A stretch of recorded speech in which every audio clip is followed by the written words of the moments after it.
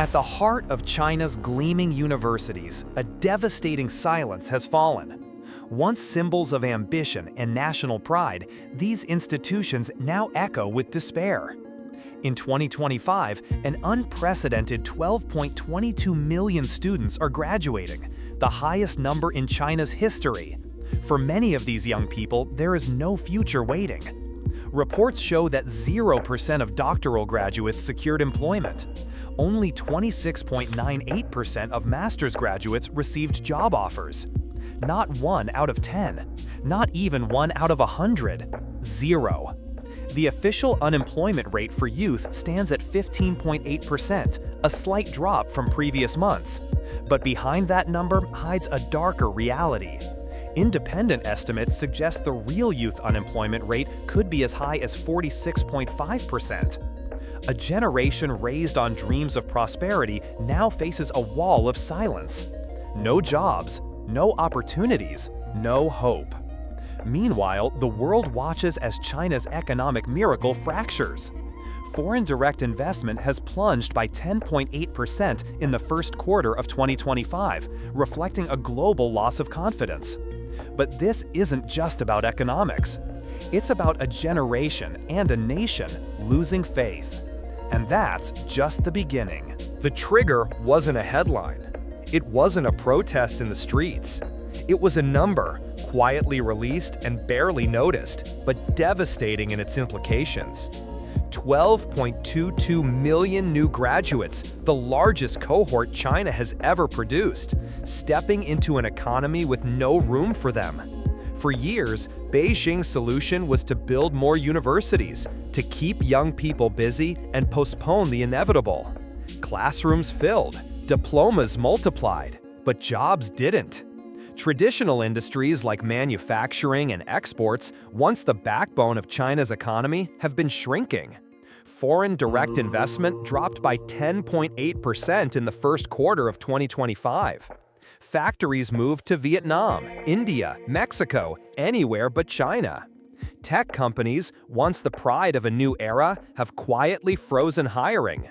Official statistics paint a calm picture. The youth unemployment rate dropped slightly to 15.8%. But behind the numbers, the reality is far worse. Many analysts suggest the real unemployment rate among young people could be as high as 46.5%. The desperation is palpable. Graduates flood the job market, only to find rejection or insultingly low-wage work. Delivery riders, factory floor laborers, temporary workers without contracts. Hope is replaced by survival. Meanwhile, universities, under immense political pressure, are forcing students to sign employment agreements that exist only on paper to meet official targets of 80% employment rates for graduates.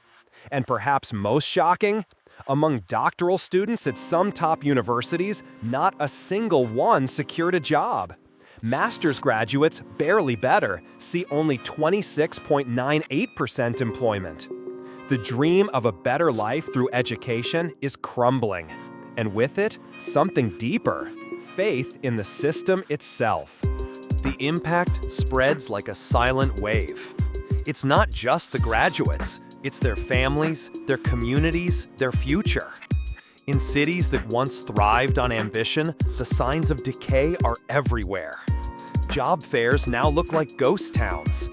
Thousands of graduates lining up for positions that don't exist. Degrees from China's most prestigious universities are now bargaining chips for delivery jobs, retail clerks, or low-wage factory shifts.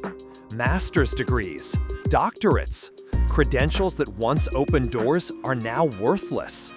Parents who once sacrificed everything for their children's education now watch them return home, unemployed, disillusioned.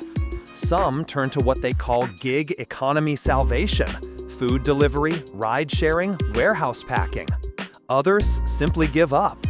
For those who refuse to bow, there is a growing phenomenon: lying flat, opting out of the relentless rat race, choosing silence over struggle. Social media is flooded with posts from young people who say they have no future. Graduates confess they have sent out hundreds of resumes without a single response. University alumni groups, once filled with celebrations and job referrals, have turned into support groups for the defeated. The government offers little comfort. Propaganda campaigns promise great rejuvenation and endless opportunities, but reality tells another story. Graduates are advised to lower their expectations, to take any job at any pay and be grateful. But survival isn't success. It's defeat, hidden behind hollow slogans and forced smiles. And as this generation quietly withdraws, something even more dangerous is happening. Faith, the invisible glue that binds a society, is starting to fracture. But this collapse is not just economic. It's psychological. For decades, Chinese families lived by a simple belief: work hard, study harder, and life will reward you. That belief is now shattered. Mental health clinics are overwhelmed with young people battling anxiety, depression, and burnout. Waiting lists for counseling stretch for months. Online forums overflow with desperate voices. Graduates confess they no longer see a point in trying. Some joke darkly about graduating into unemployment, but there's little humor behind the words. Even those who find work struggle to hold on to it. Short-term contracts, gig jobs without benefits, salaries barely enough to survive in the megacities where dreams once seemed within reach. For many, returning home feels like surrender. For others, it feels like survival. Parents, once proud of their children's academic success, now wrestle with guilt and helplessness. Entire households, sometimes 3 generations, depend on a single unstable income. The social contract that once held, education equals success, effort equals opportunity, has broken.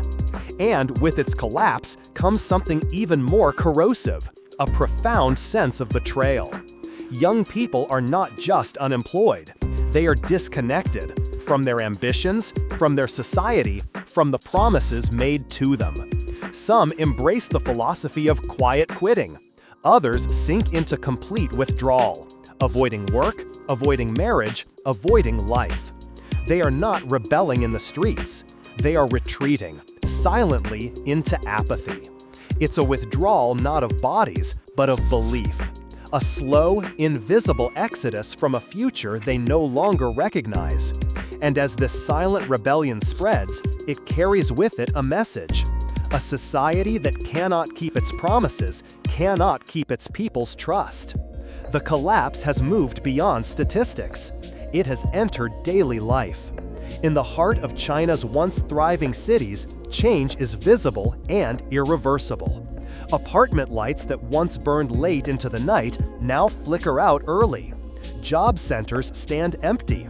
Libraries, once filled with ambitious students, are eerily silent.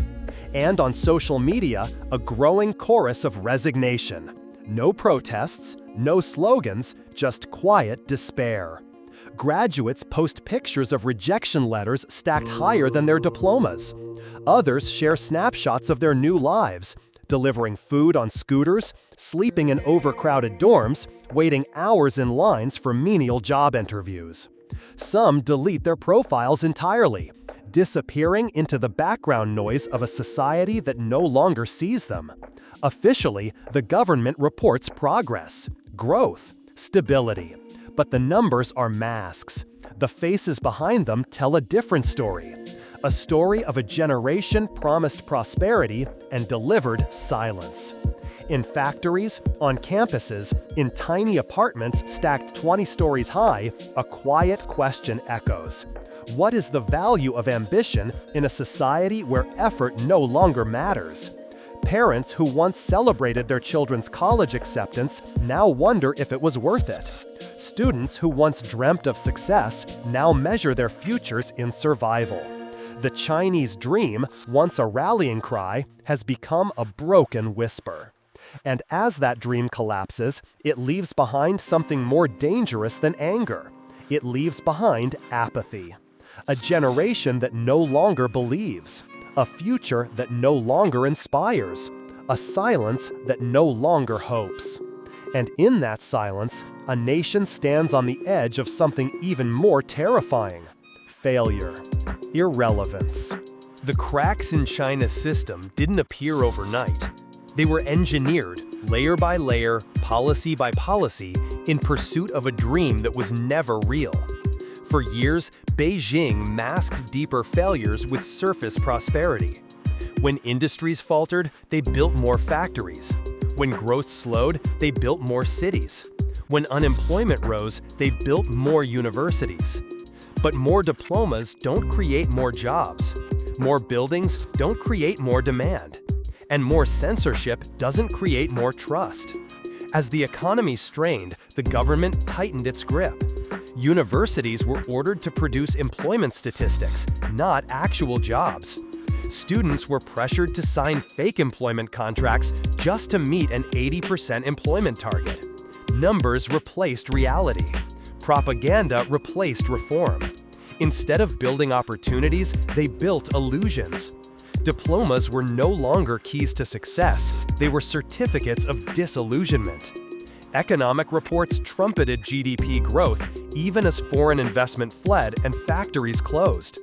Officials declared victory even as their own graduates quietly abandoned hope. Behind closed doors, policymakers knew the truth. There were too many graduates and not enough jobs. Too many promises and not enough future. But admitting failure was more dangerous than failure itself. So the system lied. It lied to investors. It lied to parents. It lied to the very generation it had promised to lift. And now the bill has come due. A nation built on obedience and control is discovering a harder truth. You can command statistics. You cannot command belief. And without belief, no society, no matter how powerful, can endure. Collapse doesn't always come with noise. Sometimes it comes with silence. Not the silence of defeat, but the silence of disillusionment. A generation raised to believe in the power of effort now sees no reward for their labor, no future for their dreams, no place in the society they were taught to build. They don't riot. They don't revolt. They simply step back, quietly, deliberately. And in their retreat, they take something vital with them: trust. Not just trust in the government, but trust in the very idea that tomorrow can be better than today. This is how nations fall.